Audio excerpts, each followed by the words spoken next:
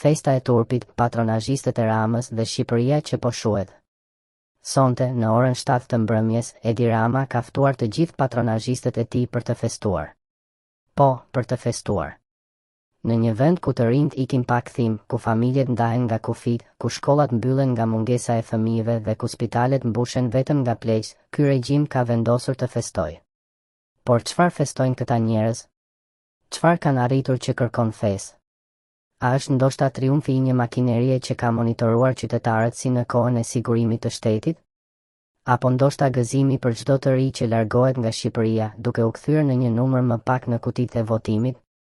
A është një festë për vdekjen e shpresës, për heshtjen e zërit qytetar dhe për ngulfatjen e çdo ëndre kolektive? Patronazhistët nuk janë thjesht militantë. Ata janë pjesë e një sistemi që ka mbjellë frikë, kontroll dhe nënshtrim. Janë ata që kanë hyrë në jetën tonë private, që kanë bërë presion mbi punonjësit, që kanë ndikuar mbi vendimet e të papunëve, të sëmurëve dhe të varfërve.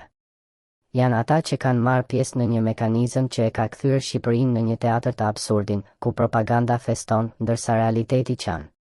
Prandaj, sonte, nuk duhet të jetë një natë harrese. Mos i lini të kalojnë të padokumentuar. Merrni me vete telefonat. Fotografoni. Filmoni. Mos për të bërë thirrje për dhunë, jo. Por për të ruajtur kujtesën. Sepse një ditë do të duhet të rikthehemi te kjo natë dhe t'i kujtojmë shqiptarëve kush ishin në anën e gënjeshtrës kur e vërteta po vdiste. Kush qeshte, ndërsa vendi po boshatisej. Kush festonte, ndërsa fëmijët tanë po largoheshin për të mos u kthyer më. Këta janë bashkëfajtorët. Janë ushtarët e bindur të një sistemi që i ka shitur të gjitha, arsim, drejtësi, shëndetësi, pasuri natyrore, votën dhe të ardhmen. Nuk ka asgjë për të festuar, përveç se fundin e dinjitetit. Dhe nëse ata sot festojnë, ne duhet të mbajmë mend. Sepse kujtesa është forma më e lartë e rezistencës. Dhe një ditë, kur Shqipëria të rizgjohet nga ky gjumë i helmuar, ne do të dimë se kush ishte ku. Dhe pse.